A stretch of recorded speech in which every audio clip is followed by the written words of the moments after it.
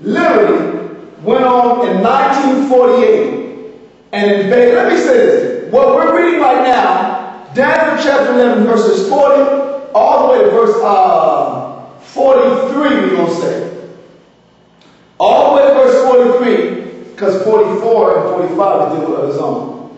Verse 43 is dealing with a period of wars that are referred to as, just like the previous was the Syrian wars, this series of wars is referred to as the Arab-Israeli wars. And they happened between the time of 1948 was a war. Then you had 1956. Then you had 1967. And then this is right here. I guess you can see it. 48, 56, 67, 73. And they passed, they skipped a year of 69. 69 was referred to as the war of attrition. Egypt was getting back for, Egypt kept on losing.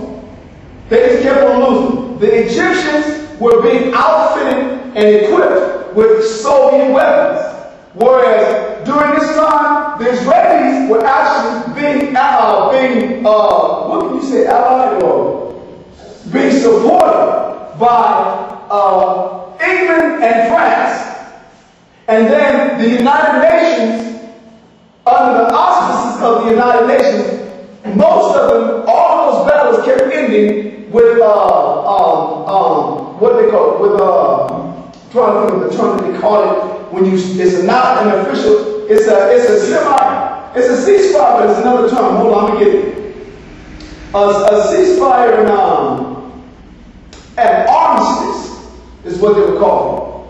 Armistice were signed, just like right now, North Korea and South Korea, as of 1953, are under a ceasefire and under an armistice agreement. What is the same with those wars? They kept on ending with armistice under the auspices of the United Nations. That's what that whole, so you understand, that's what that whole series is talking about. So when it says, read that verse again. Verse 14.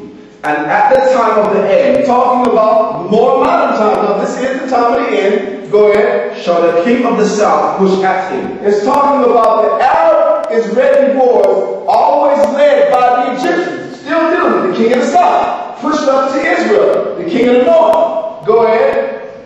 And the king of the north shall come against him like a whirlwind. And let me say this. All you got to do, matter of fact, do that. Go to Google and type in the Arab-Israeli wars. You can type in, I got the names of them here. You got the June 19, I'll put it like this. The first one was the Arab-Israeli War of 1948. That's all. It was called the First Arab-Israeli War, 1948 to 1949. Then you had the 1956 war that was dealing with the president of Egypt, Gamal Nasser. Then after that, you had the June 1967 war, also is called the Six-Day War or the Arab-Israeli War also, but more commonly known as the Six-Day War, June 1967. Then you had one that isn't mentioned up here, Egypt attacked the king of the south again. It's called the War of Attrition, 1969 to January 1969 to August 1970, and it was a ceasefire negotiated by the United Nations, and it was a war that Egypt had began. Then you have the October, the final one concerning this period. October 1973. All right, and that was when Egypt and Syria literally was planning invasion operations. So that's what it's talking about. Now read on down. And the king of the north shall come against him like a whirlwind. Now when it's all said and done, all 4 or 5 of those wars, the king of the north, the Israelis, the fake Jews, they won. 1948, 1956, 1967, 1969, 1973. They won them all. When I say won, all of them signed, they were ceasefires, most of them were armistices. What advancements, what objectives that were always sought on Egyptians very rarely, if at all, accomplished their objective, whereas the Israelis did. Go ahead. With chariots and with horsemen. Talking about that. You remember, they were outfitted by the Brits, the French, and America for the most part. To this very day, Israel is still a welfare state. All right? Go ahead. And with many ships. I say a welfare state because it couldn't exist without all the money that they get by way of all the Israeli or Jewish interest lobbyists that for the most part run Washington. Go ahead. And he shall, primary one being AIPAC. Go ahead. And he shall enter into the countries and shall overflow and pass over. Now let me say this. It's saying the king of the north, right? Yeah. Now, when you look at what's been taking place, what have the Israelis been doing? Recently, they bombed Syria. Syria was developing a nuclear power program. They got bombed. They've been having the infantilities, how they call them? When they just a couple of summers ago, they had a war in Lebanon. You know what I'm saying? They've been pushing people out of Gaza.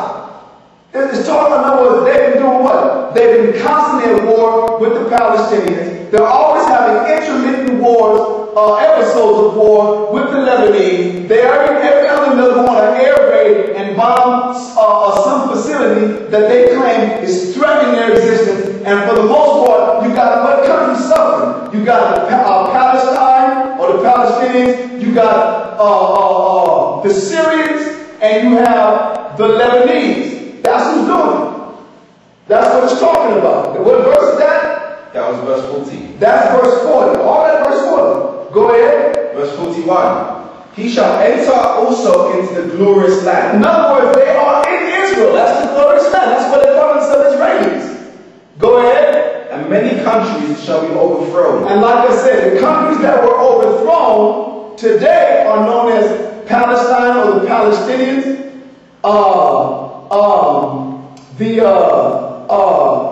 Lebanese, they're always at war, you know that with the Lebanese.